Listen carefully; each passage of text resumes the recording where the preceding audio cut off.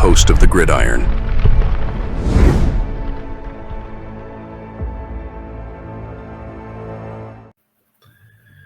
So we'll have to wait and see. I mean, the Giants go on the road and they lose, whatever. I don't know.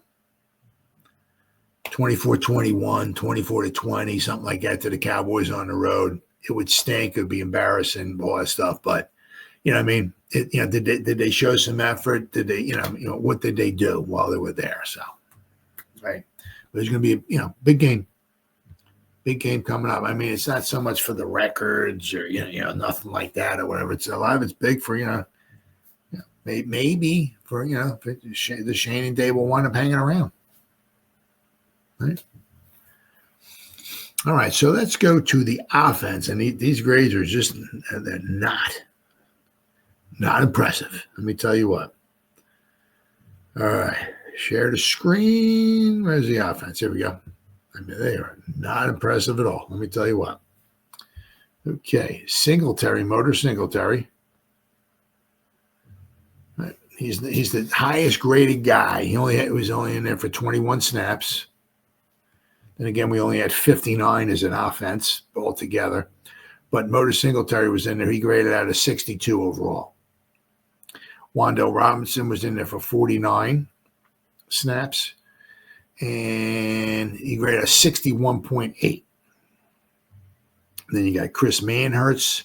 He was in there for a total of 12, 60.5. Then you got good old Malik Nabers, 60.4. He was in there for 55 of the 59 snaps. Drew Lock was in there for one snap, 60.2. Greg Van Roten. So I guess he was the highest graded offensive lineman for the Giants. It's a right guard and right tackle, right? Van Roten graded out of 60. Evan Neal graded out of 59. So, and interesting enough, Evan Neal's pass blocking grade was higher than his run grade. It was when he played against Carolina, it was reversed. His run blocking was really good at the run. Not that his pass blocking was that absolutely atrocious, but his run block was a lot better in the Carolina game. So Evan Neal, so 2 games, this one was a 59. Right. Theo Johnson was in there for 43 snaps, graded out of 58.9. Tyrone Tracy, I fumbled the ball again, Tracy.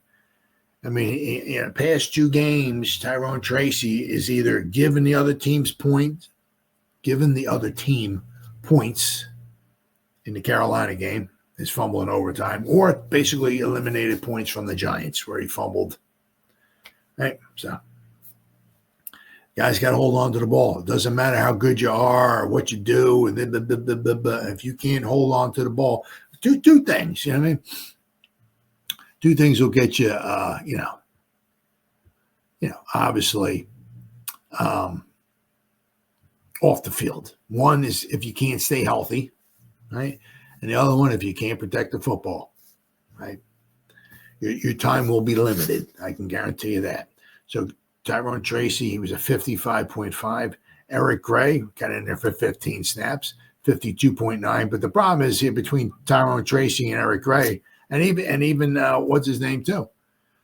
Singletary, Motor. He fumbled in the Commander game, the first Commander game. Basically, the first drive of the second half, the Giants were driving. Of course, we didn't have a kicker to try to kick a field goal, but he got a first down around the 35 or 34-yard line, whatever it was, of the Commanders, where he gave us 1st and 10. Possibly we could have moved in and maybe gotten a touchdown, or maybe we got close enough. Maybe the Hammer could have tried a field goal if we got to around the 5 or 10-yard line, maybe, right?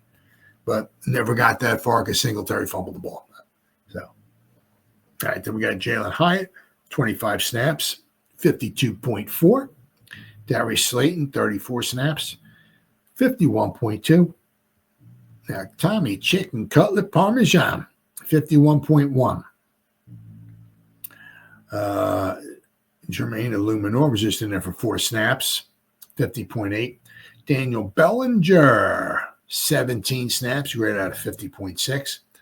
Chris Hubbard was it 55 snaps, 46.6. I mean, as you see, his pass block was a 36.7. So, and then Michael Schmitz, once again, did not have a 29.1. His overall grade was a 46. And then Jon Runyan, right, was 39.4. So the center, the left guard and left tackle had like the worst grades on the offense. So it's not very not very good. Not very good at all. I mean, when the bottom three on as far as bad grades on the offensive side or offensive lineman, it's like, especially it's like all one side. It's, I mean, you were kind of hoping that maybe John Michael Schmitz would start, but ascending, but not that he's having an unbelievably horrible season by any stretch of imagination, but I don't know. Kind of took him early in the draft. I was kind of hoping for maybe some better results from him, but it is what it is.